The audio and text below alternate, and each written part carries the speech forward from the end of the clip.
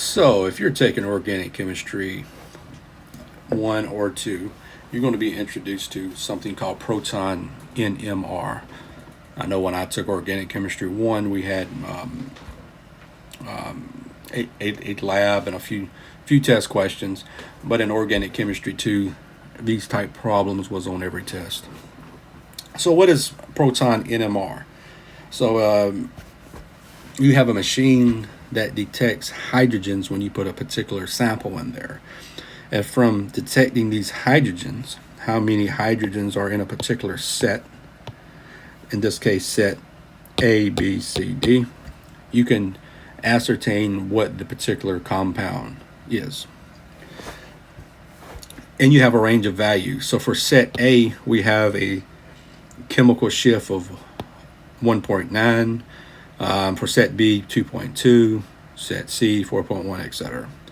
And you have the number of hydrogens and whether it's a doublet, singlet, quartet, or multiplet. Knowing these last values is going to determine where at on the molecule something is. So if you have your chemical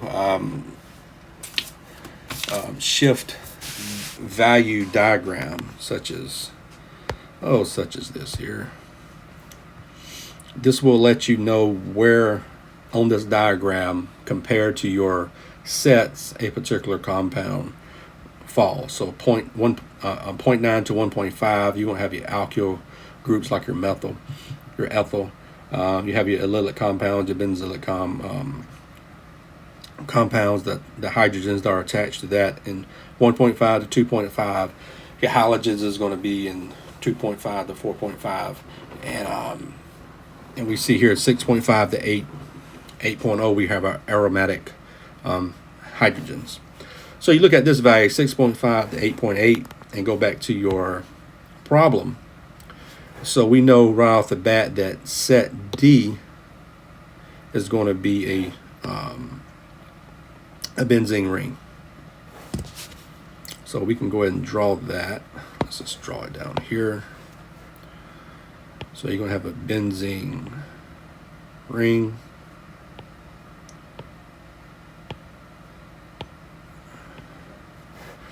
And it says for this particular, so 7 to 8, it's has 4 hydrogens.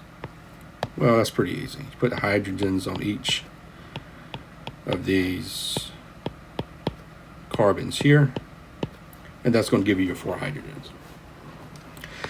And you probably can figure this out if you only had these values here without this molecular formula, which I attempted to do that when I first started these problems and didn't realize you actually had the molecular formula here to figure out what this is.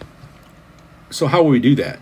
Since we just put this in here, we have 1, 2, 3, 4, 5, 6 carbons in this benzene ring. We can subtract those 6 carbons from the formula along with the 4 carbons, along with the 4 hydrogens. And we have 3 carbons left over, 7 carbons left over, and we have our halogen, our bromine left over. So we know that we can go ahead and mark this off. We figured what this compound is. Anytime you see 3 hydrogens, go ahead and just think methyl. You got 3 hydrogens connected to a carbon. That's going to be your methyl group. So we know we're going to have 3 methyls, and we have a. So what's left over? It's going to be our halogen.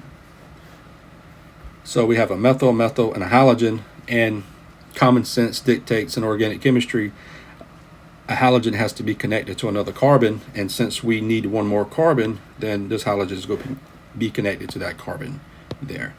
So we come down here, we have this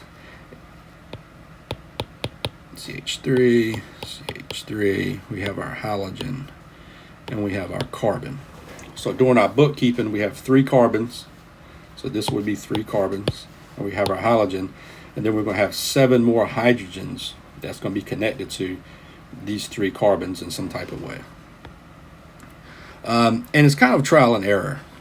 even my professor has to sit down and do this by trial and error and try to figure out what's what, and you may have to draw it out several times. So don't be afraid to get a blank sheet of paper and just work with it until you come to the right solution. So what I would do is I would put one of the methyl groups on one side. So that satisfies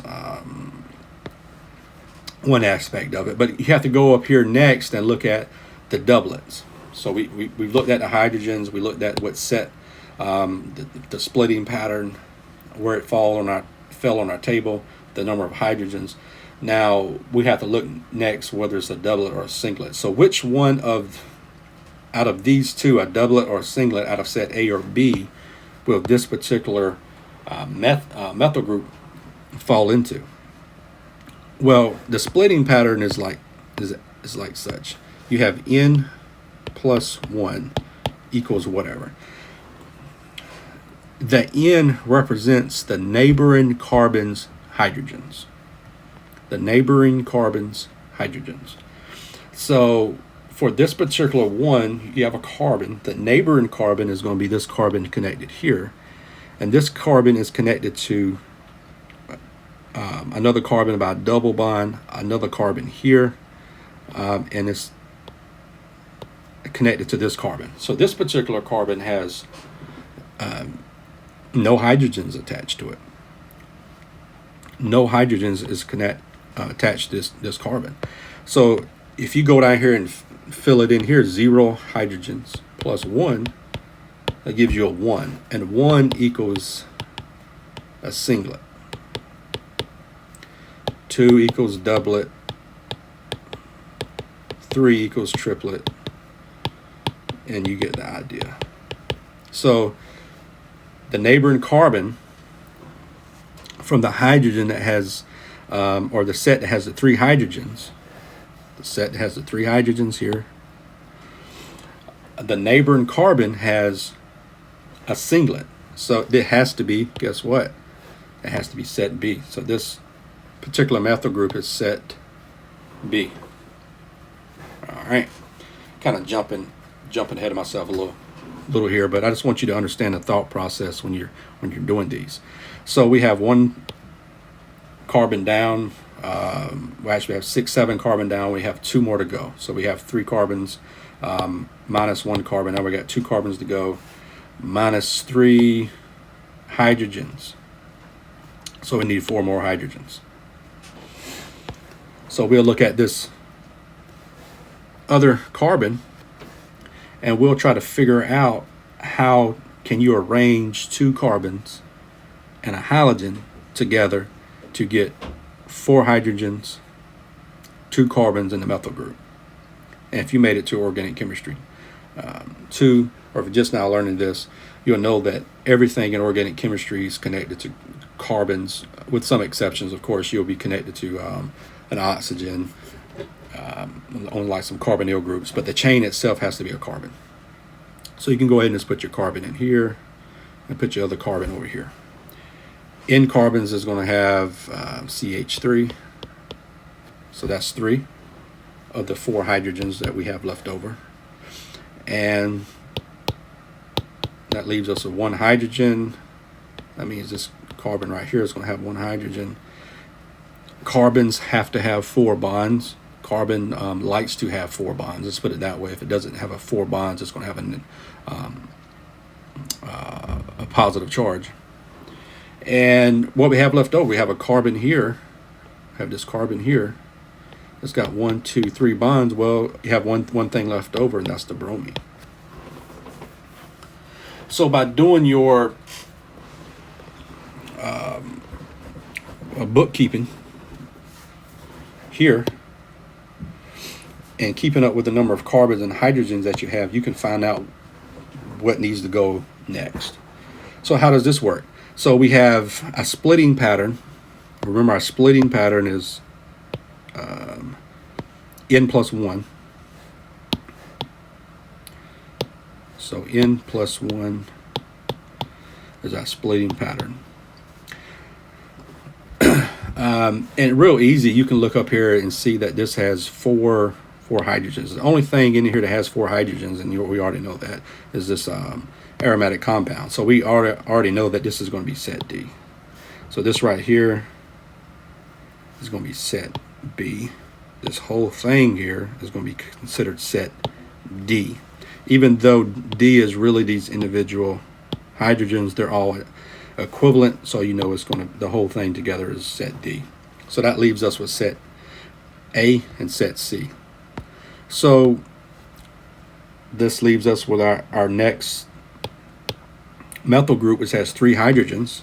This has 3 hydrogens. So this must be set A. Now, as far as the splitting pattern, what's the splitting pattern here? This has 3 hydrogens. The splitting pattern relates to the neighboring carbon. The neighboring carbon has 1 hydrogen. So you put 1 plus 1 into this formula, you get 2, which is a doublet. And you go back up here, and this should be a doublet. Doublets, singlets, quartets, multiplets are talking about the adjacent or the neighboring carbon, not the carbon that has the actual hydrogens here. It's talking about the neighboring carbon. So that's a doublet. So this H is 1 carbon plus 1, because that's just the formula, means that's a doublet. So we know that is whatever it was, A. So this right here is set A. These hydrogens give you set A. And that leaves us with only one thing left over just by process of elimination. That would be set C. So what is C? It's a quartet. C has 1 hydrogen here. It is connected to carbons, and these carbons can be on either side of the carbon. It don't have to be on one side. But we know this particular carbon here has no hydrogens, but this carbon here has 3 hydrogens. So what's 3 plus 1? 4. What's 4? Quartet. So just by process of elimination, we find out that we have what our sets were: A, B, C, D. And remember, the sets are pertaining to the hydrogens itself and whatever that hydrogen is connected to. So set C, 3 hydrogens. Set D is talking about whatever that particular set is pertaining to those particular hydrogens within that. So we have 4 hydrogens within that aromatic compound. Of course, the multiplet means you can have more. Multiplet means more than 4 generally. Depending on your professor, it may be a little different, but my professor says anything more than 4 is a multiplet. So you have 3 here, you have 1 here, and that's, you know, so you have 4 plus 1 is 5. So you're gonna have more than 4. So that's a multiplet. Anyway, hope that helps.